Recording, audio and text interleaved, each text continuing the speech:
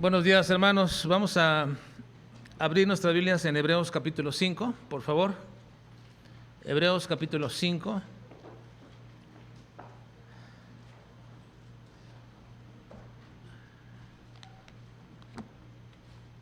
Agradecemos a Dios por cada uno de ustedes, hermanos, que han estado orando por nosotros en este tiempo que hicimos un momentito de pausa. Agradecemos por cada una de sus oraciones y por aquellos mensajes, ¿verdad?, que enviaron a todos ustedes. Gracias por ese tiempo, este momento. Es confortador, ¿verdad?, cuando alguien te dice estamos orando y el Señor les guarde, les bendiga. Agradecemos a Dios por eso, ¿verdad? Aún aquellos que no lo pudieron hacer también, sé que en su corazón estaban haciéndolo y gracias por todo ello. Es una bendición estar nuevamente aquí con ustedes y poder compartir la palabra del Señor. En Hebreos capítulo 5 vamos a iniciar esta mañana en este capítulo de Hebreos una pequeña serie de enseñanzas que he denominado Entrenándonos para una vida diaria que glorifique a Dios. Entrenándonos para una vida diaria que glorifique a Dios. No es como el momento o la preparación para algo especial en un momento de nuestra vida, sino es el entrenamiento diario, consuetudinario, respecto a los asuntos espirituales que nos llevan todos los días a glorificar a Dios en nuestras vidas. Y vamos a observar hoy en esta mañana una parte de esta enseñanza que he denominado el albedrío espiritual. El albedrío espiritual, y no tuve la oportunidad de hacerlo en la mañana porque el tiempo es reducido, pero con ustedes sí lo voy a hacer. Por favor, Hebreos capítulo 5, vayan al versículo 14, por favor, versículo 14. Hebreos capítulo 5, versículo 14. Vamos a tomar 3-4 minutitos para aprendernos este texto porque va a ser la base de nuestro tema en adelante. Versículo 14. Vamos a leerlo 3 veces y después vamos a intentar ya decirlo casi de memoria. ¿Listos? Leamos. Pero el alimento sólido es para los que han alcanzado madurez, para los que por el uso tienen los sentidos ejercitados en el discernimiento del bien y del mal. Una vez más. Pero el alimento sólido es para los que han alcanzado madurez, para los que por el uso tienen los sentidos ejercitados en el discernimiento del bien y del mal. Una última vez. Pero el alimento sólido es para los que han alcanzado madurez, para los que por el uso tienen los sentidos ejercitados en el discernimiento del bien y del mal. Ahora vamos a repetir, ¿lo puedes quitar ahí por favor, Richie? Vamos a repetir la primera parte todos de memoria, la primera parte hasta donde dice madurez. Dice, pero el alimento sólido es... Hasta ahí, una vez más. Pero el alimento sólido es para los que han alcanzado madurez. Este lado ya lo puede decir solos, ¿dicen?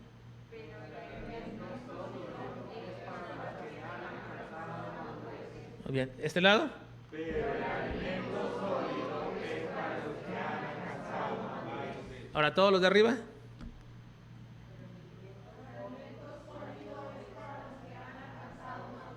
Muy bien, ahora todos juntos. Pero el alimento sólido es para los que han alcanzado madurez. Ahora, la segunda parte del texto dice, para los que por el uso...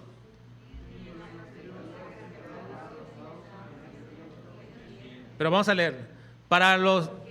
Por el uso, tiene los sentidos ejercitados en el discernimiento del bien y del mal. Una vez más. Para los que por el uso tienen los sentidos ejercitados en el discernimiento del bien y del mal. Ahora sí, de este lado, a ver. Para los que...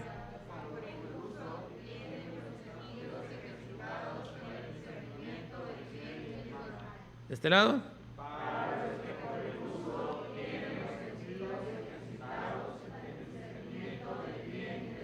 Y ahora sí todos los de arriba.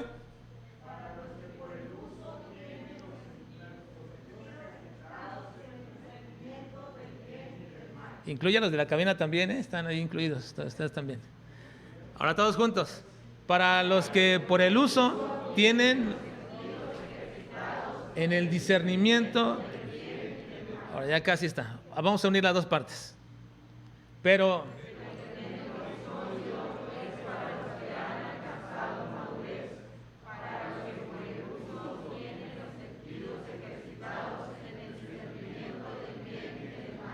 muy bien, ahora vamos a hacerlo así. Vamos a cambiar ahora. Todos los que tienen menos de 20 años, díganlo por favor. A ver, todos los de menores de 20 años. ¿No están? ¿No hay?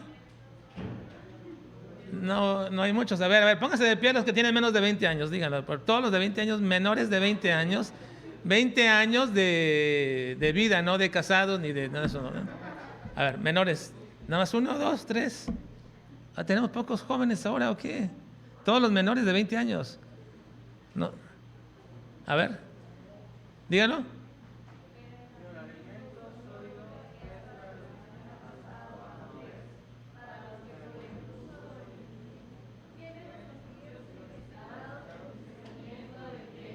Bueno, ahí les ayudaron un poquito, a ver, muy bien. Ahora sí, de los de 21 a 40 años. A ver, pónganse de pie, los de 21 a 40 años.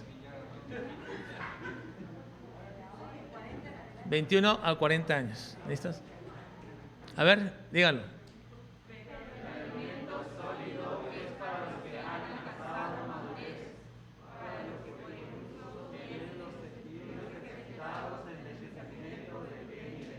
Bien. Yo pensé que Eder y Alberto tenían menos de 40. No se pusieron de pie. Bueno, ahí está. Ahora sí, los de 41 para arriba. Los que puedan pararse. Los que puedan ponerse de pie. A ver, de 41 para arriba. ¿Lo decimos?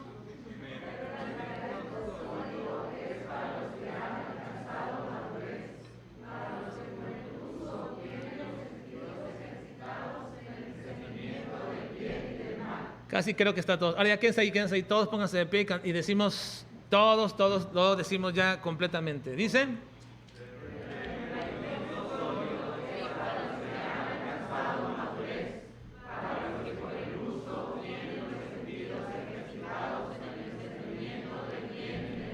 Muy bien, gracias hermano. ¿Ya se lo aprendieron? Repásenlo por favor en casa, porque este texto, hermanos, es revelador de una gran verdad espiritual que tenemos que aprender en esta mañana y que va a trascender en nuestra vida, no para ocasiones especiales, va a trascender para todos los días de nuestra vida. Porque nuestro tema es, nos vamos a entrenar en una vida diaria que glorifique a Dios. No para momentos especiales. No para el día que estás pensando en casarte o a buscar a aquella persona que va a ser la compañera o compañero de tu vida para siempre. No para el día que vas a elegir tu carrera y de ahí te vas a determinar qué es lo que va a suceder. No, este entrenamiento es para todos los días, para una vida que glorifique a Dios. Y hoy vamos a poner la base de ese entrenamiento que es el albedrío espiritual. Una de las preguntas que más hacen los cristianos sinceros e interesados en los aspectos espirituales es dicen, ¿por qué no puedo entender mucho de lo que leo en la Biblia? ¿Por qué cuando leo la Biblia no puedo tener mucho entendimiento acerca de todo esto? Es la pregunta más quizás común y realmente sincera de muchos creyentes. Ahora normalmente les digo que dentro de la Biblia hay libros muy digeribles para su lectura y su entendimiento, sobre todo los libros de género narrativo, aquellos que cuentan historias, porque es fácil seguir la hilación de una historia, los acontecimientos de forma casi natural, y nos atrae mucho ese tipo de lectura, porque muchas de las veces nos identificamos casi de forma natural con algunos de los personajes que se están narrando en aquellas historias.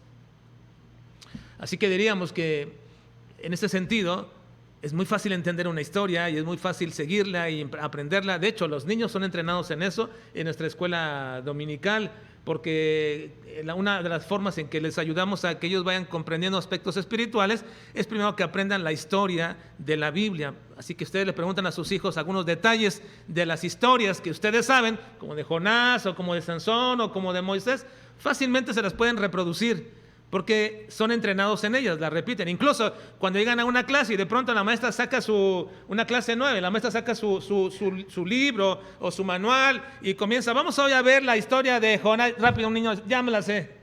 Los niños siempre dicen eso, ¿verdad? Ya me la sé. Entonces, porque están entrenados en eso. Ahora, eso es muy fácil, muy digerible. Pero hay en Escritura también libros o párrafos o escritos que se vuelven pesados para leerlos. Y la verdad es que cuando uno ve esos libros que son pesados para leer, o lecturas, o párrafos grandes para leer, tú llegas a Crónicas y encuentras capítulos ahí, ¿verdad?, donde van de 60, 70 versículos de pronto, y si dices a tus hijos en el devocional, hoy vamos a leer 3 capítulos, y apenas ya van 20 minutos y todavía no terminan la primera, y dice, bueno, como que de pronto ya está muy pesado todo esto, o vas a Deuteronomio, o vas a Levítico, y comienzas a ver ahí acerca de leyes y repetición de cosas una y otra vez, y comienzas a ver cómo se comienza a repetir, y el pueblo de Israel trajo ofrenda a Jehová, y la tribu de Judá trajo tantos platos de oro, tantos vasos de oro, esto y esto, y hay un recuento de 4 o 5 versículos donde describe todo lo que hicieron, y luego, y la tribu de Benjamín trajo esto, y lo mismo, y luego y la tribu de Isaacar trajo, y lo mismo, y ahí te la llevas versículos tras versículos repitiendo lo mismo, se vuelve para muchos pesado. Pero con todo y lo pesado que es leer algunos párrafos de estos, no son difíciles de entender. La verdad, no es difícil entender lo que está diciendo, a qué se está refiriendo. Pero cuando llegas a lecturas donde sí realmente es difícil entender algunas cosas, entonces esa dificultad de pronto hace que queramos brincar eso, o simplemente nos quedemos ahí y no indaguemos tal dificultad. En la Biblia hay lecturas que son difíciles de entender y tenemos que aprender a estudiarlas y a encontrarles el sabor por la doctrina bíblica que están enseñando, por la teología que nos están transmitiendo y sobre todo para entender la profundidad de tal mensaje. Así que cuando uno llega a estos párrafos o estos libros, este tipo de lectura, decimos que la de lectura es dificultuosa y hace que muchos desistan de querer seguir estudiando o leyendo esos libros. No van a querer ejercitar su discernimiento y por lo mismo su mente se va a acomodar simplemente a querer leer, oír e incluso escuchar sermones que sean muy ligeros, muy sencillos, llenos de historias, donde puedan captar nuestra mente. Pero cuando hay que explicar y cuando hay que entender cosas profundas, se siente pesado, se siente dificultuoso. Y la Biblia le llama a esto un corazón que se ha comenzado a endurecer y a sentirse pesado. Y se manifiesta con los ojos medios dormidos, medios despiertos. Y ustedes no tienen la facilidad de ver esto, pero yo sí la tengo, desde un púlpito. Yo sí alcanzo a ver cuando alguien está sintiéndose como que ya no está en ese momento ahí, y ya le cuesta poder captar todo. ¿Por qué? Porque este tipo de enseñanza o de pasajes requieren un ejercicio de nuestra parte. Así que no vamos a querer ejercitar tal cosa, tal discernimiento, y por lo tanto nuestra mente nunca va a ser entrenada para estudiar la Biblia. Ahora, entre estos libros que les refiero y que les digo están todas las cartas del Nuevo Testamento, que son de índole especial, puesto que tienen específicamente objetivos y destinatarios muy puntuales, y eso hace en cierta manera que nos atraiga, Pero a mi parecer, hermanos, en la Biblia, en el Nuevo Testamento, hay 2 libros que necesitan mucha dedicación de nosotros para estudiarlos y que te quiero invitar y te quiero retar a que lo hagas, a que los leas, los repases, los estudies, subrayas, hagas preguntas, pongas toda clase de cosas ahí para poder estudiarlos. Estos 2 libros te recomiendo, te animo, y es más, te digo, de alguna manera, si pudiera hacerlo, si yo fuera su entrenador, yo les diría, no pueden pasar, no puedes hacer otro ejercicio mientras no hagas estos. No puedes ponerte a hacer cualquier otra cosa mientras no hagas todo ello, porque es imprescindible que nos comencemos a ejercitar en estos 2 libros, y les voy a explicar en un momento por qué es imprescindible, pero déjenme decirles que es sumamente importante para el desarrollo de nuestra mente entrenarla en estos 2 libros, y me refiero al libro de Romanos y al libro de Hebreos. El libro de Romanos y el libro de Hebreos son 2 libros que a mi parecer van a ayudarnos bastante para ejercitar y entrenar nuestra mente en lo que se llama el discernimiento. Ahora, estos libros no son exclusivos para teólogos, no, son para todo cristiano que anhela y que desea conocer más a su Dios. Es para creyentes que quieren crecer y dejar el estado infantil espiritual de sus vidas. Ahora, muchos en este punto van a decir, bueno, está bien, lo vamos a estudiar, o los estudiamos, pero ¿qué provecho tiene más allá de conocer todo eso? ¿Qué área a qué punto puede trascender en mi vida el hecho de que yo estudie el libro de Romanos o el libro de Hebreos y comience a estudiarlos? ¿De qué manera me va a afectar a mí? Y bueno, déjame decirte lo siguiente, que cuando tú comienzas a entrenar tu mente y a ejercitar tu discernimiento, esto va a traer una trascendencia a todas las áreas de tu vida, todas. Miren,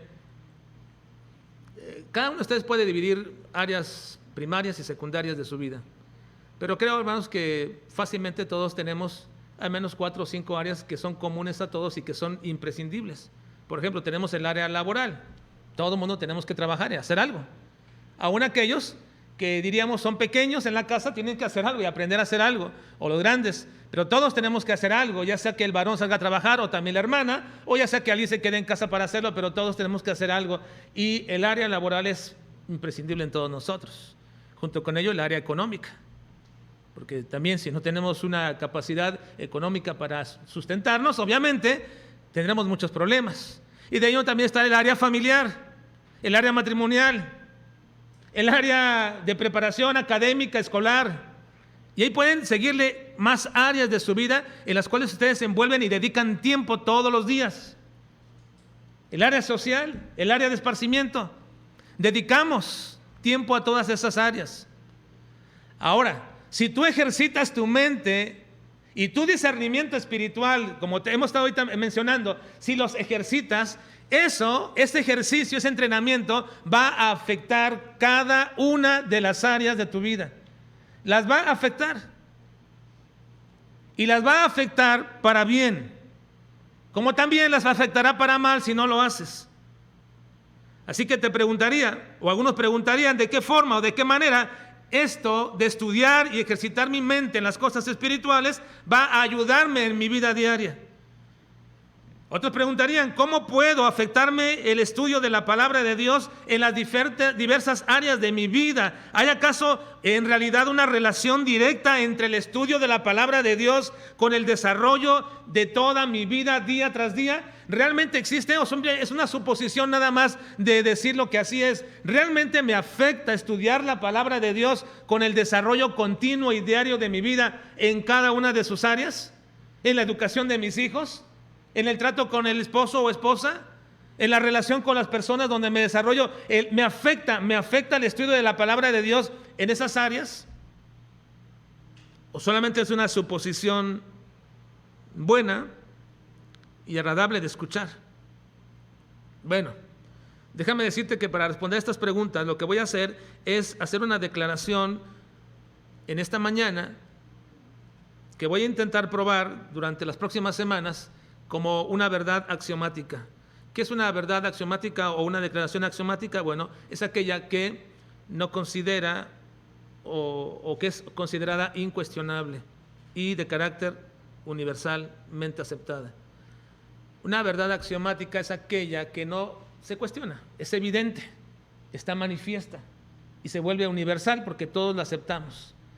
En el ámbito del cristianismo hay verdades que no necesitamos cuestionar ni poner en tela de duda, ni tratar de indagar sobre ello. Por ejemplo, esta verdad, hermanos, de que todo lo que tenemos, llámese casa, auto, bienes, trabajo, hijos, todo lo que tenemos proviene de Dios. ¿Sí, hermanos? ¿Sí o no? O alguien intenta decir, no, bueno, no, yo creo que estas cosas no. Todo proviene de Dios. Esa es una verdad axiomática. No necesita probarse. Es incuestionable. Y la aceptamos en el mundo cristiano. Cosa que no sucede en el mundo no cristiano. Pero en el mundo cristiano, los que son verdaderos cristianos decimos, sí, todo proviene de Dios. Toda buena dádiva y todo don perfecto desciende de lo alto del Padre de las luces.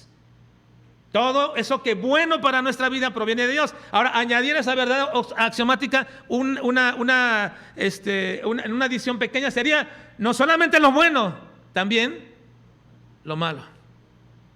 Y ahí es donde algunos dudarían, pero ¿cómo podría venir de Dios lo malo? Y ustedes recuerden que Job dijo, ¿acaso habremos de recibir de Dios solamente lo bueno y no lo malo? Y una vez yo explicaba a una persona, a un pastor le decía respecto a esto, bueno, porque me cuestionaba sobre ese punto, y yo le decía, bueno, Job dijo esto, solamente habremos de recibir de Dios lo bueno y no lo malo, y luego me dice, no, pero ese es Job, y Job pudo estar equivocado, sí, Job podía estar equivocado, pero dice la Escritura, en todo esto no pecó Job, ni atribuyó a Dios despropósito alguno. ¿Quién dice ese comentario? Lo hace mismo Dios. Job, no pecaste en decir esta verdad. Lo que tú has recibido de mí, bueno, y esto que crees malo, proviene de mí. No como causante inmediato, pero sí como el origen. Ahora, son verdades axiomáticas. Bueno, lo que voy a probar, hermanos, en esta mañana, con esta declaración, es una verdad que en el paso de estas semanas, que tengamos estudio de este pasaje, la probaremos como una verdad axiomática, que tenga ese carácter incuestionable. ¿Cuál es? Esta. Toda toma de decisiones, de cualquier índole, de cualquier peso, de cualquier importancia, en nuestras vidas, siempre lleva un aspecto espiritual que debes conocer y que debes considerar antes de tomar dicha decisión. Una vez más. Toda toma de decisiones, de cualquier índole, de cualquier peso, de cualquier importancia, en nuestras vidas, siempre lleva un aspecto espiritual que debes de conocer y que debes considerar antes de tomar dicha decisión.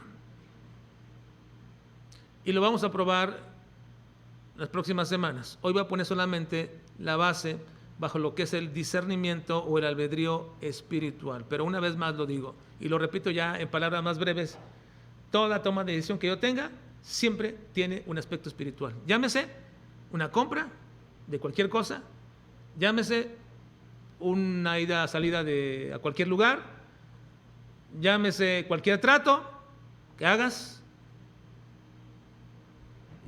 cualquier cosa. Incluso te diría ahora, por no exagerar, pero así es, que ahora que te salgas de aquí del templo vas a ir a comer y vas a decidir qué van a comer.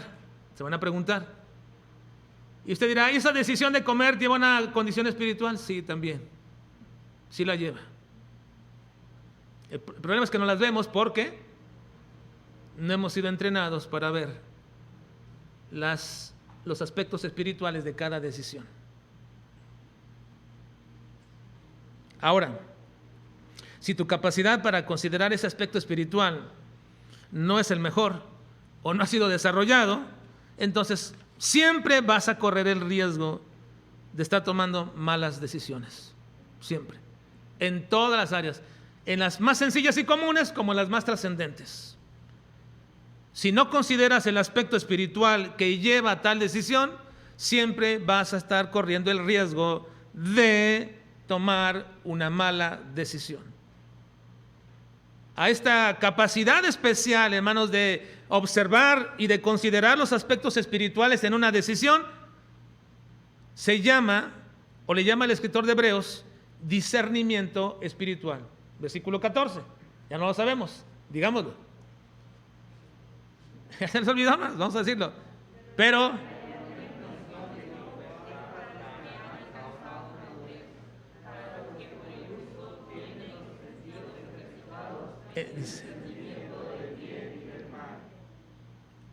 el discernimiento del bien y el mal.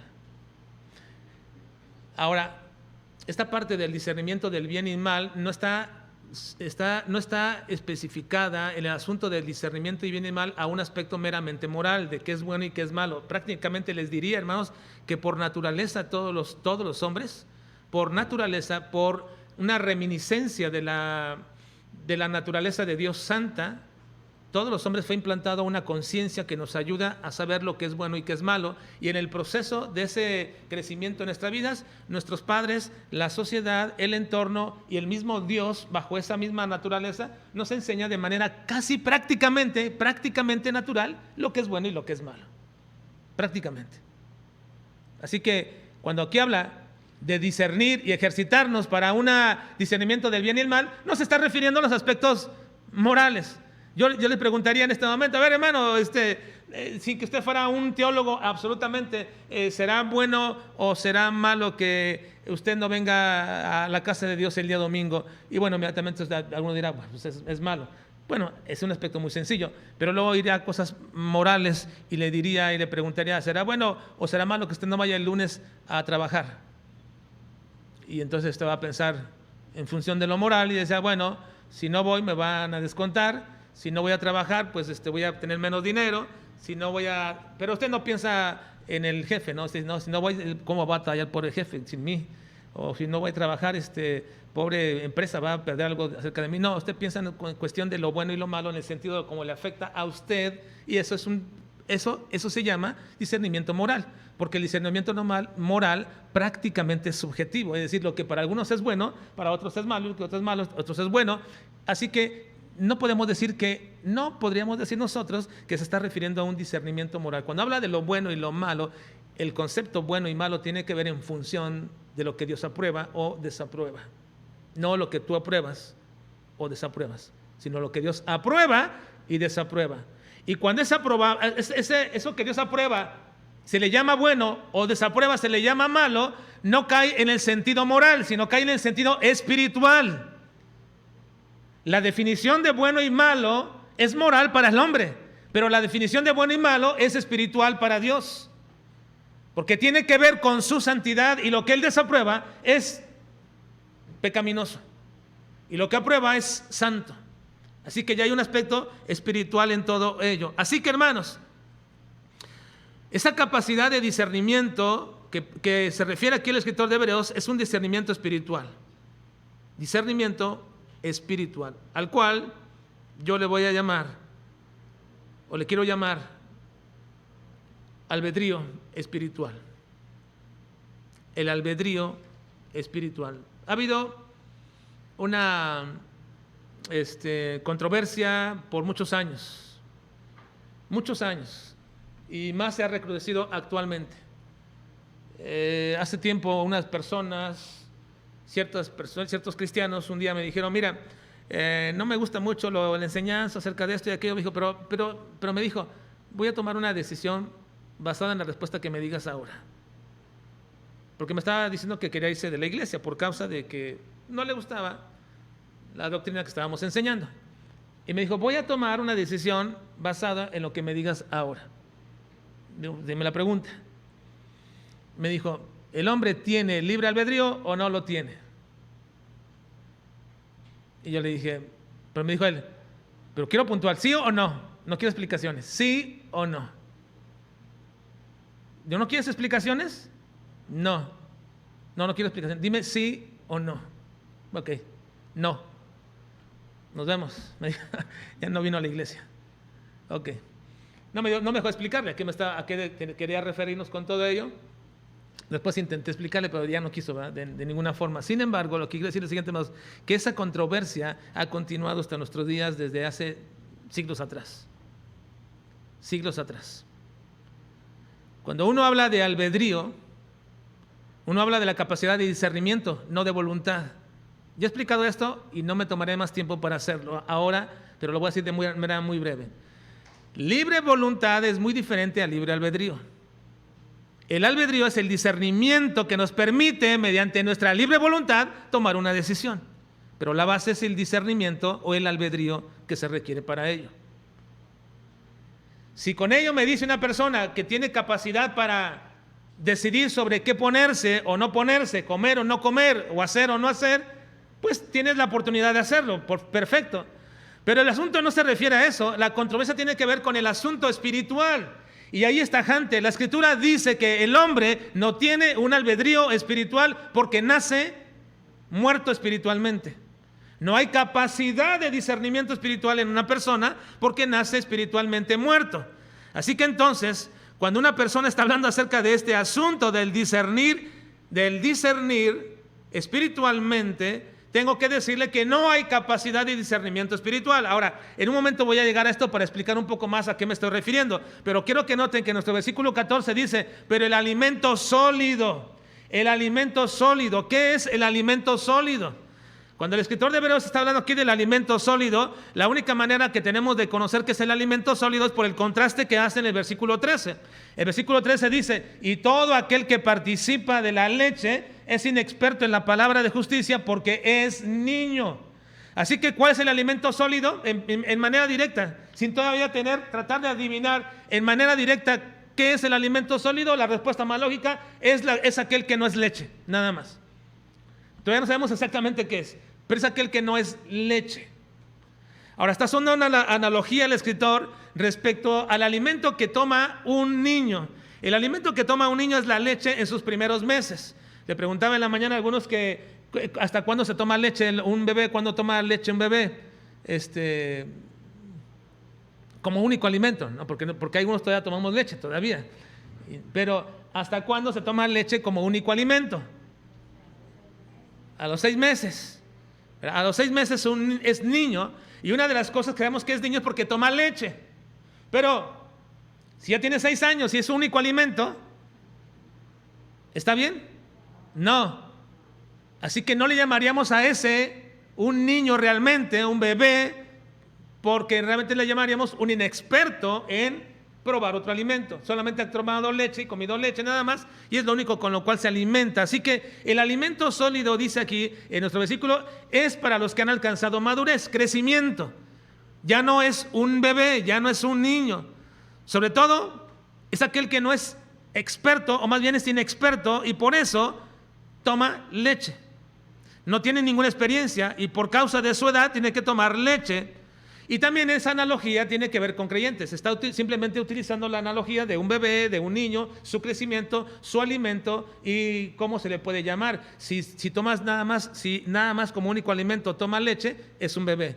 Pero si ya comienza a comer un poco más de alimento sólido y va avanzando en ello, bueno, decimos que está creciendo y dejó de ser bebé y ahora ya es un niño que va creciendo y va comiendo cada vez más alimento. Toda esa analogía tiene que ver con la comparación del crecimiento de un cristiano, de un hijo de Dios. Todos, al creer en Jesucristo, nacimos de nuevo.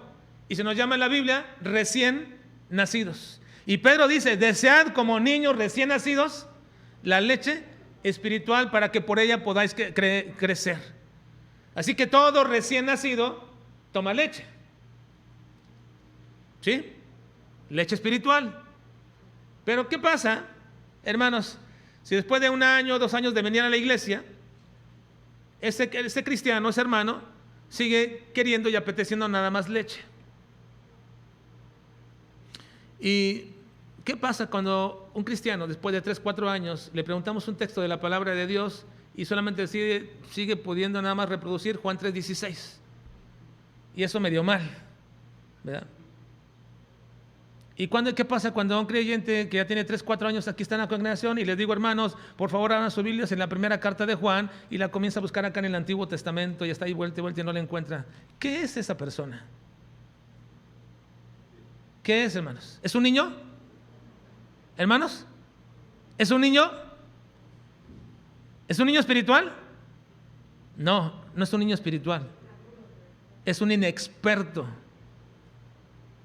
en la palabra de justicia. Pablo así le llama. El niño espiritual toma leche. Y qué bien, porque eso lo va a ayudar a crecer. Pero ya cuando creció y ya sigue tomando leche, ya no es un niño, es un inexperto. Dice el versículo 13, en la palabra de justicia. Ahora, ciertamente, hermanos, se le puede catalogar como un niño, sí, porque sigue tomando leche y pensaríamos que si sigue tomando leche pues es un niño, pero ya tiene tanto tiempo y sigue nada más alimentándose de eso. Por eso Pablo dice, es importantísimo que ustedes aprendan que el alimento sólido es para las personas que han alcanzado madurez, que han ido creciendo, y así que entonces después de cierto tiempo de ser creyentes, esa persona comienza a probar un alimento sólido que comienza a evidenciar que ya ha comenzado a crecer, a madurar y ahora saborea alimento más sólido y comienza a probarlo y le gusta y le encanta y quiere más alimento. Y por eso, hermanos, es sumamente importante que desde nuestros púlpitos de esta iglesia, desde este púlpito siempre se esté dando alimento sólido, porque la gente, aunque no lo apetezca al principio y venga después, gustará del alimento sólido porque va a ser algo que le va a agradar y le va a alimentar.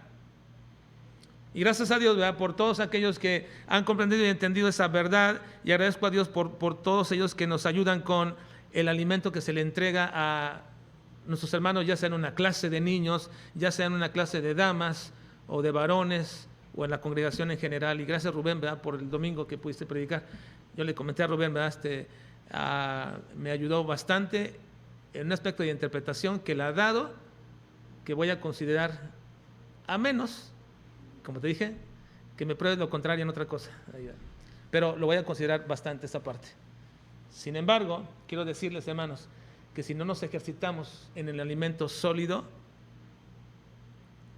entonces somos niños que solo apetecen de leche, y cuando viene algo pesadito, como cuando la comida cae de peso, ¿qué pasa inmediatamente? Cuando nos cae de peso, ¿cuál es la reacción física? Química física del cuerpo. Es una reacción química porque el cuerpo no puede digerir bien y entonces el tracto intestinal tiene que ejercitarse más. Y este trabajo, dicen algunos, que es tan fuerte o tan más grande que el trabajo físico que tenemos externo. El trabajo de dentro de nuestro estómago es tan fuerte que comienza a debilitarnos. Inmediatamente la reacción física es dormir, querer dormir para descansar. Y cuando el alimento es sólido y es fuerte en la congregación, algunos habituados a pura leche, entonces comienzan a cabecear, a dormitar, a cerrar los ojos y comenzamos a perderlos allí en el limbo.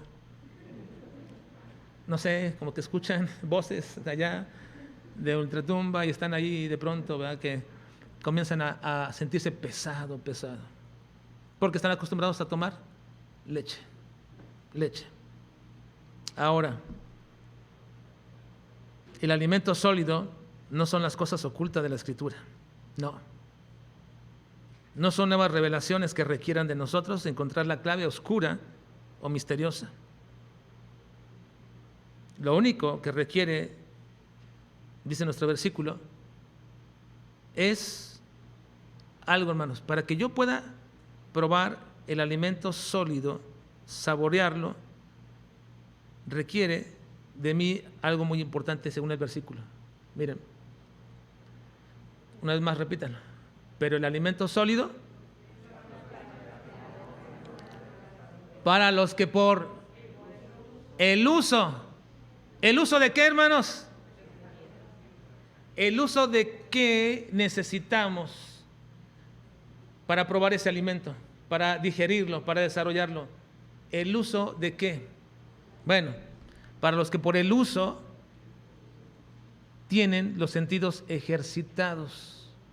¿Pero el uso de qué? El uso del albedrío espiritual. el uso del albedrío espiritual. Miren, la Biblia dice que todo hombre nace espiritualmente muerto. Efesios 2:1, estábamos muertos en delitos y pecados. Y el hombre, por causa de la caída de Adán, nacemos a la imagen espiritual de Adán caídos. Por lo tanto, estamos espiritualmente muertos. Y si estamos espiritualmente muertos, no tenemos capacidad para discernir cosas espirituales. Es locura para algunos. ¿Qué van allá a estar leyendo? ¿Por qué siempre están leyendo, llorando y cantando y cosas? Es locura para muchos porque su discernimiento espiritual está muerto. Y eso es lo que dice el apóstol Pablo en 1 Corintios 2:14. Vean lo que dice el apóstol Pablo respecto al discernimiento espiritual de alguien llamado aquí natural. Vean lo que dice. Pero el hombre natural. ¿Quién es el hombre natural? El hombre natural es aquel que no ha sido afectado por el Espíritu Santo ni Cristo en su vida. Es un hombre natural, así como nació, así llamado por Pablo, hombre natural, así naciste, no ha sido afectado tu vida en nada por lo espiritual. El hombre natural no percibe, lean conmigo hermanos, el hombre natural no percibe las cosas que son del Espíritu de Dios, porque para él son locura y no las puede entender, porque se han de discernir espiritualmente. Así que el hombre natural no tiene capacidad de discernir las cosas espirituales. ¿Por qué? Porque no tiene un albedrío espiritual. Ahora algunos preguntarán, ¿pero sí tiene libre albedrío? Y les voy a decir la misma respuesta. No, no, no y no. ¿Por qué? Porque dice el libro de Génesis que después de la caída de Adán, todo pensamiento y designio del corazón del hombre es de continuo el mal. Y la capacidad y las tendencias de nuestra naturaleza siempre están confinadas a aquellas decisiones a lo que la naturaleza está inclinada de manera natural. Si el hombre de manera natural está caído, todas sus inclinaciones son caídas. Aun cuando en el ámbito moral hay buenas y malas, sus inclinaciones están supeditadas a ello. Mis decisiones y mi voluntad está supeditada a mi naturaleza. Y si mi naturaleza es esclava del pecado, entonces todo está supeditado a ello. Así que mis decisiones dentro del ámbito de la esclavitud espiritual pueden llamársele libres en el sentido de que puedo elegir entre lo malo y lo peor. Nada más. Pero no puedo elegir fuera de eso. Así que tu discernimiento y tu capacidad no es libre, es esclava de tu naturaleza. Pero cuando venimos a Cristo, Él nos dio libertad. Si el Hijo os libertare, seréis verdaderamente libres. Toda la capacidad de libertad. Y no solamente eso, sino que cuando Cristo viene a nuestra vida mediante el Espíritu Santo que nos viene, habiendo oído la palabra de verdad, el evangelio de vuestra salvación, y habiendo creído, fuisteis sellados con el Espíritu Santo de la promesa. El Espíritu viene a nuestras vidas y ahora repara nuestro discernimiento espiritual que estaba atrofiado, muerto. Le da vida al discernimiento espiritual. Y ahora un hijo de Dios puede entender las cosas del Espíritu, porque tiene discernimiento espiritual o albedrío espiritual. Hasta entonces, como ahora entonces Pablo alude a esta capacidad de poder tener y entender las cosas que son espirituales, porque tenemos un discernimiento espiritual y esa facultad de nosotros comienza, ya está ahí en el momento de creer en Cristo. ¿Qué tenemos que hacer ahora? Ya está ahí. ¿Qué dice el escritor que tenemos que hacer ahora? Usarla. Úsala. Usa ese discernimiento espiritual porque ya está allí. Y entonces, cuando yo comienzo a usar el discernimiento espiritual, ¿sabe qué pasa? Lo debo de usar de tal forma que lo incorpore a todos los aspectos de mi vida. Y para declararnos el escritor de Hebreos cómo debe de incorporarse mi discernimiento espiritual, añade allí una frase que es muy peculiar. Vean por favor, hermanos. Dice, pero el alimento sólido es para los que han alcanzado madurez, para los que por el uso, y pónganse entre paréntesis, discernimiento espiritual, tienen los sentidos ejercitados en el discernimiento del bien y del mal. La palabra ejercitados en el discernimiento del bien y el mal es el uso que se estaba dando, pero dice, cuando lo usas de esta manera, cuando lo usas de esta forma, ¿afecta qué? ¿Qué afecta? Hermanos, ahí el texto que dice, ¿qué afecta?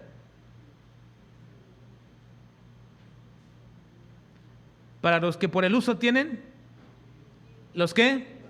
Sentidos. Tienen los sentidos. El uso del discernimiento espiritual hace que los sentidos se ejerciten en el discernimiento espiritual. Y ahora sí todos sabemos cuáles son los sentidos, porque aquí se está refiriendo a esos sentidos. ¿Tenemos cuántos sentidos? 5 sentidos. ¿Qué son? Como todos dijeron uno, supongo que todos dijeron todos. Ya. La vista, el tacto, el oído, el gusto, el olfato. Ya son todos, ¿verdad? 5. Y eso es lo que nos hace percibir todo lo que es en la vida aquí, lo que es lo material. Todo. Todo lo material aquí en la vida, todo lo que es, nos hace percibir, es mediante los sentidos. Ahora está diciendo el escritor de Hebreos, si tú usas tu discernimiento espiritual y los ejercitas tus sentidos en ese discernimiento espiritual, entonces todos tus sentidos van a ser afectados por el discernimiento espiritual. Tu vista va a ser afectada por el discernimiento espiritual. Tu oído va a ser afectado por tu discernimiento espiritual. Tu boca va a ser afectada por el discernimiento espiritual. Ejercita tus sentidos en el discernimiento espiritual y entonces toda tu vida va a ser afectada. Toda. Porque la base de nuestras decisiones radica fundamentalmente en lo que los sentidos nos dan, nos proporcionan para tomar una decisión. Nuestros sentidos nos dan una información y bajo la información tomamos decisiones. Ahora, si mis sentidos son ejercitados espiritualmente y son afectados espiritualmente, entonces las decisiones que yo tomo van a ser de carácter espiritual. Si comienzo a entrenar a mis sentidos en el uso del discernimiento, entonces van a ser afectados de esta manera. Dice la palabra ahí, los sentidos, esa palabra en el griego es aistaiterion. Y aistaiterion es una frase que se refiere más que a los sentidos, se refiere a los órganos del sentido. De hecho, esa es la frase que se utiliza más, el órgano del sentido. Los órganos de tus sentidos serán ejercitados. La palabra, la traducción correcta y literal debería decir aquellos que dice, pero el alimento sólido es para los que han alcanzado muerte, para los que por el uso tienen los órganos de sus sentidos ejercitados en el discernimiento del bien y del mal. Así que entonces, ¿afecta nuestro discernimiento espiritual toda la toma de decisiones de nuestra vida? Sí, pero va a afectar positivamente cuando lo usas, cuando lo ejercitas. Porque si no lo utilizas y no lo ejercitas, entonces no entrenas tus sentidos para ello. Y tú siempre pensarás que nada más hay que ir a orar a Dios y pedir a Dios ayuda y dirección cuando vas a tomar una gran decisión en tu vida. No, uno no se ejercita así, uno no entrena así. Se imagina, ¿verdad? Yo quiero, dice el hermano Arturo Durán, él quiere ser físico-culturista, ¿verdad? Y entonces se va a entrenar una vez al mes. ¿Lo va a hacer? No, Rubén quiere ser un gran futbolista y nada más va a jugar y entrenar una vez cada 15 días o un mes. ¿Lo va a lograr? No. ¿Qué necesitamos, hermanos? Necesitamos ejercitar diariamente. Y diariamente no tomamos decisiones trascendentes, hay que reconocerlo. No todos los días tomamos decisiones trascendentes, como de cambiarnos de trabajo, o como de casarse, o como de iniciar una relación con un joven señorita, o como la de una compra de una casa. No todos los días tomamos esas decisiones. Pero si nos entrenamos todos los días para las decisiones más sencillas, cuando se requiera para la decisión más importante, ya estamos entrenados. ¿Qué significa eso, hermanos? Que en cada decisión de mi vida debo observar, identificar un aspecto espiritual en ello. Y lo debo considerar. Y basado en esa consideración, es que tomaré la decisión. No en el sueldo que me dan. No en cuál mejor está tal o cual cosa, no. lo tomaré en función de cómo afecta espiritualmente mi vida. ¿Por qué?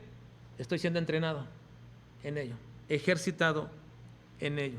Entonces les pregunto, hermanos, ¿si afecta mi estudio de la palabra de Dios a todas las áreas de mi vida? Hermanos, ¿afecta o no afecta? ¿Sabe por qué? ¿Por qué afecta? Afecta porque si yo comienzo a entrenarme en escudriñar la palabra y encontrar ahí doctrina y teología y comenzar a ver y escarbar y ver tanto que Dios me da, eso hace que mi discernimiento crezca. Pero si nada más tomo lechita, mis 3 capítulos del día, la oración así del Padre Nuestro inmediatamente y vámonos ya. Leche espiritual. Si no agarro la escritura y en la lectura que estoy haciendo a diario encuentro algo difícil y lo subrayo y lo apunto en alguna parte para después verificar y no comienzo a indagar y a preguntar. Y a mí me encanta, hermanos, sinceramente me encanta que muchos hermanos de pronto me envían mensajes, oye hermano, ¿y qué significa tal cosa o cual cosa? Y digo, me encanta esa parte, no porque vengan conmigo, no, sino porque me deja ver que están interesados en las cosas de la palabra, de discernir, de saber a qué se refiere. Así que entonces el discernimiento espiritual, el albedrío espiritual es la capacidad para detectar las implicaciones de carácter espiritual dentro de circunstancias comunes o emergentes de nuestra vida. Las identificamos inmediatamente porque hemos sido entrenados. Ahora, para culminar esta mañana, hermanos, déjenme nada más darles un ejemplo de esto, de lo que sucede. Elimelec y Noemí, dentro de muchos que he escogido, tengo varios aquí ejemplos, pero nada más por el tiempo quiero mencionar Elimelec y Noemí. En Ruth capítulo 1, versículos 1 al 5, dice que este matrimonio tomó una decisión trascendente. Dice, aconteció en los días que gobernaban los jueces que hubo hambre en la tierra y un varón de Belén de Judá fue a morar en los campos de Moab, él y su mujer y sus 2 hijos suyos. El nombre de aquel varón era Elimelec y el de su mujer Noemí, y los nombres de sus hijos eran Malón y Kelión, efrateos de Belén de Judá. Llegaron pues a los campos de Moab y se quedaron allí, y murió Elimelec, marido de Noemí, y quedó ella con sus 2 hijos, los cuales tomaron para sí mujeres moabitas, el nombre de una Orfa y el nombre de otra Ruth, y habitaron allí unos 10 años, y murieron también los 2, Malón y Kelión, quedando así la mujer desamparada de sus 2 hijos y de su marido. Si uno nada más se centra en la historia de Noemí, diríamos, qué tristeza de la vida de Noemí. Ponga la vida suya. Supongo que usted es Noemí. Noemí mata. ¿Se queda sin hijos? ¿Gómez? ¿Se queda sin hijos, sin esposo? ¿Cómo sería su vida? No voy a decir algo que ¿cómo? Sería terrible, ¿no? Pónganle ustedes, hermanas, así, sin sus hijos, sin su esposa, sin su esposo, sin su cónyuge, solos ya en la vida, ¿sería terrible? Hermanos, sería terrible. ¿Pero dónde se originó todo eso? ¿Dónde pasó todo eso? Por la decisión de este hombre que cuando vino hambre a la tierra de Belén, él supuso y dijo, lo único que puedo yo hacer es tomar una decisión e irme a los campos de Moab, es decir, a un lugar donde no deberían de haber ido porque eran lugares que Dios había prohibido para ellos, y se fueron porque lo que lo movió fue la condición económica. No observó ninguna característica espiritual porque no estaba ejercitado. Él sabía que había órdenes estrictas de no ir allá y mucho menos emparentar con las mujeres de aquellos lugares. Sin embargo, fueron por la cuestión económica, y los hijos se emparentaron y murieron, y se quedó sola Noemí. Y cuando regresa por fin, le dicen, aquí viene Noemí. Dijo, no me llamen más Noemí, sino llamadme Mara, porque en amargura está mi alma, y he sido privada de mi esposo y de mis hijos. No consideró aspectos espirituales. Ahora, sabemos que esta historia está contada porque en ello también está el gobierno de Dios, por supuesto. Y en ello hay un plan en todo ello, pero no puedes quitarle la responsabilidad que tiene o que tuvo Elimelec al tomar esta decisión. Y cuidado, hermanos, cuando tomamos decisiones como estas, basadas en las simples circunstancias que nos están aquejando, sin observar y sin mirar aspectos espirituales. Saben, hermanos, que desde hace 20 años, bueno, yo ya perdí el recuento, pero hace 20 años que estamos aquí, he visto emigrar no menos de 100 familias de la iglesia, no menos. Yo ya perdí la cuenta, pero 100 familias se han ido de la iglesia a otros lugares. Hubo una desbandada de unas 40, 50 familias en lo más fuerte de violencia aquí en Juárez, en el 2007, 2008, esas épocas. Hubo mucha gente que se fue, muchísima gente regresando a sus hogares por causa de las circunstancias que estaban pasando. Pero cada vez que venían y me comunicaban, hermano, estamos pensando en irnos, ya nos vamos a ir, o cuando me comunican, estamos pensando tomar un trabajo, ya es mucho mejor la paga y todo eso, siempre les pregunto, ¿y ya consideraron el aspecto espiritual de esta decisión? Pues se refiere respecto a una iglesia. No, hay muchas iglesias ya. No me refiero a una iglesia necesariamente. Sé que hay muchas iglesias, pero ¿cómo va a afectar esto la estabilidad espiritual de su familia, de sus hijos? Aparte, ya visitó aquellas iglesias para tomar esa decisión, ya vio que es una iglesia donde puede llegar, donde hay sana doctrina, donde van a crecer espiritualmente. No, pero ya veremos ahí. Entonces no han considerado, no tienen discernimiento espiritual, no han visto, no lo han puesto como algo prioritario en su vida y ya están considerando la oferta por la pura cuestión económica o de crecimiento profesional, como se le llama.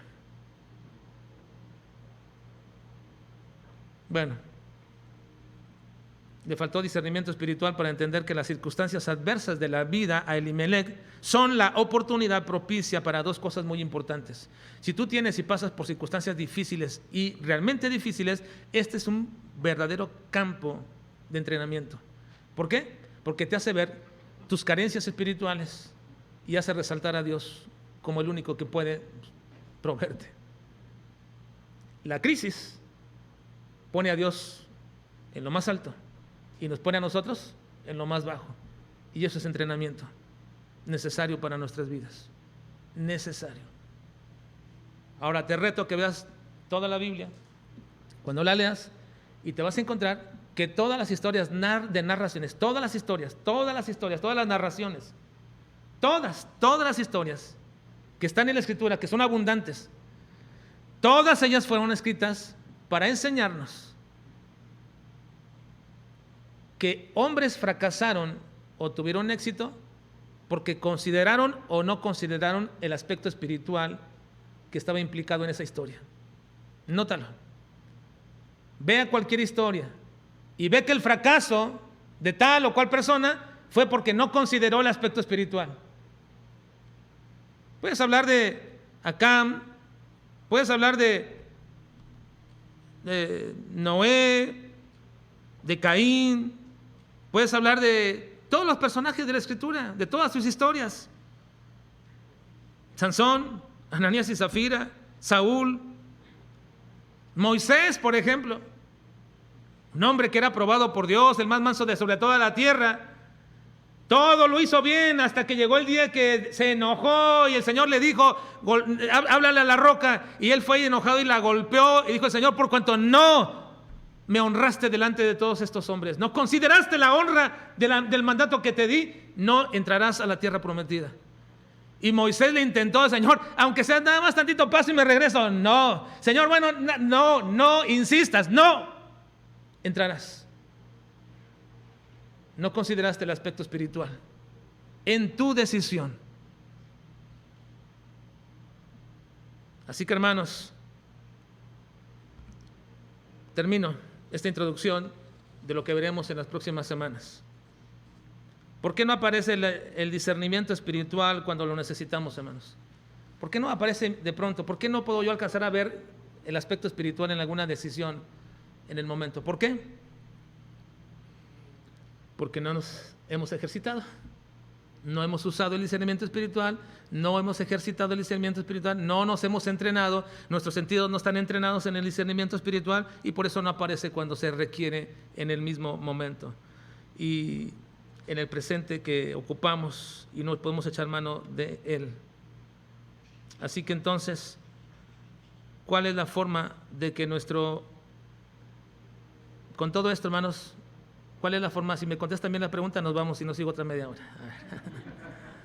A ver, hermanos, ¿cuál sería la forma en que ejercitamos nuestro discernimiento espiritual. ¿Cómo lo ejercitamos? Versículo 14. Digan una vez más. Pero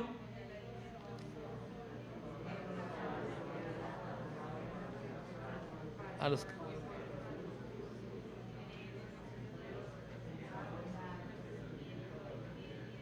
bueno, tan pronto ya se nos fue olvidando poco a poquito, pero hay que repasarlo.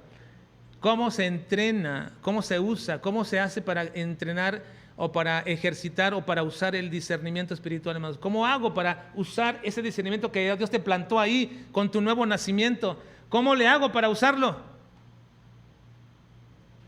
¿Qué hago? Comienzo a probar alimento sólido. Es la única manera. La única manera de que use lo que ya Dios me dio es probar alimento sólido. ¿Y qué significa eso, hermanos? Bueno, significa que la próxima vez que comienzas a leer la Biblia, no la veas como con sabor a leche nada más. A ver qué me está diciendo el Señor aquí.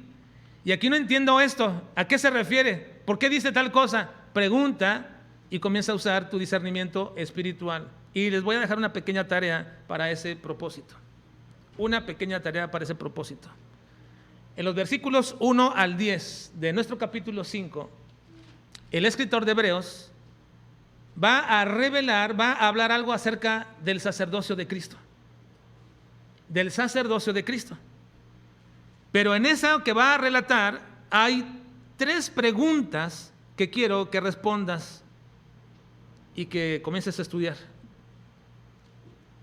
Porque es algo difícil. Sí es difícil. Porque es alimento sólido. Miren, vamos a leer versículos 1 al 10. Dice: porque todo sumo sacerdote tomado de entre los hombres es constituido a favor de los hombres en lo que a Dios se refiere, para que presente ofrendas y sacrificios por los pecados. Sigan conmigo. Para que se muestre paciente con los ignorantes y extraviados, puesto que él también está rodeado de debilidad, y por causa de ella debe ofrecer por los pecados tanto por sí mismo como también por el pueblo. Y nadie toma para sí esta honra, sino el que es llamado por Dios, como lo fue Aarón. Así tampoco Cristo se glorificó a sí mismo, haciéndose sumo sacerdote, sino el que le dijo: tú eres mi hijo, yo te he engendrado hoy. Como también dice otro lugar: tú eres el sacerdote para siempre, según el orden de Melquisedec. Y Cristo, en los días de su carne, ofreciendo ruegos y súplicas con gran clamor y lágrimas al que le podía librar de la muerte, fue oído a causa de su temor reverente. Y aunque era hijo, por lo que padeció, aprendió la obediencia. Y habiendo sido perfeccionado, vino a ser autor de eterna salvación para todos los que le obedecen, y fue declarado por Dios sumo sacerdote según el orden de Melquisedec. Ahora una pregunta: ¿creen que estas respuestas son fáciles? Lo que voy a preguntarles ahorita no es fácil, porque el escritor dice rápidamente en el versículo 11, ¿qué dice? Acerca de esto que acaba de decir, tenemos mucho que decir y difícil de explicar, por cuanto os habéis hecho tardos para oír. Ahora, ¿qué es eso difícil, hermanos? ¿Qué es eso difícil que te va a comenzar a ejercitar en tu discernimiento? Bueno, 3 preguntas. Dice que Cristo en los días de su carne clamó para ser librado. ¿Librado de qué? Y fue librado. Dice que fue librado. Entonces Cristo en los días de su carne clamó para ser liberado, y fue oído y fue escuchado. ¿Pero de qué fue liberado? ¿Por qué rogaba para ser liberado? Ahora, segundo, dice que mediante eso él aprendió obediencia. Pero si Cristo es el hombre perfecto, el mismo Dios, ¿cómo podía aprender obediencia?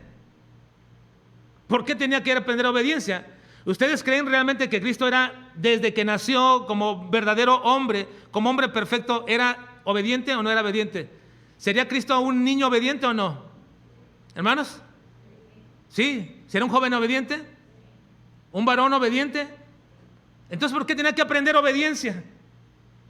¿Por qué tenía que aprender obediencia? Ahora, tercero, después de haber sido liberado y aprender obediencia, dice, fue perfeccionado. Pero si Él es perfecto, ¿cómo podía haber sido perfeccionado en todo ello? Así que esas son las preguntas que quiero que ustedes indaguen, no en el internet, no. Ni busquen qué dice MacArthur sobre la obediencia de Cristo, tampoco. No busquen eso. Vayan a la Escritura. Lean adelante, lean atrás de este capítulo. Un capítulo y un capítulo. No encuentran respuesta, bueno, lean 2 capítulos atrás, 2 adelante, y así váyanse para atrás hasta que encuentren la respuesta. Ejerciten su discernimiento espiritual. Ahora, si lo quieres hacer, por supuesto. Pero te voy a dar un diagnóstico adelantado. Un diagnóstico adelantado sobre esto. Primero, si esta semana pasa y no te intentaste, no te interesó indagar nada sobre esto, entonces tu discernimiento es malo y es nulo. Ese es tu discernimiento. Así que espérate que todas tus decisiones sean equivocadas, la mayoría que tomas en la vida. Ahora, en segundo lugar, si sí intentaste pero no lograste una respuesta satisfactoria, entonces indica que necesitas ejercitarte más, requieres más. Ya comenzaste, hermano, ya comenzaste, síguele haciéndolo. Ahora, tercero, si lograste una respuesta satisfactoria y quieres compartírmela para debatirla, porque me encanta debatir, y creo también a ustedes, debatimos, eso nos ayuda a crecer, porque vemos diferentes puntos de vista y vemos cómo Dios ilumina a uno y a otro también, y nos ayuda a crecer. Entonces, si tienes una respuesta satisfactoria, compártemela y debatimos algo respecto de eso, o si no, espérate el próximo domingo y contestamos alguna de estas preguntas. No tomes esta última, mejor haz las anteriores. Esfuérzate y comenzamos a usar nuestro discernimiento espiritual, porque en la medida que lo usamos, afecta todas las áreas de nuestra vida. Todas. Vamos a orar, por favor. Señor, te rogamos en esta mañana que nos ayudes a saborear tu palabra, a comerla, Señor. Ayúdanos, Padre. Necesitamos usar nuestro discernimiento espiritual y entrenar nuestros sentidos en ese discernimiento. Padre, ayúdanos. Te lo suplico, Señor, te lo ruego en el nombre de Jesucristo, para que podamos dejar ya de ser niños o inexpertos en la palabra y comencemos a crecer y a madurar. Te ruego estas cosas, Señor, te lo suplico en Cristo Jesús. Amén.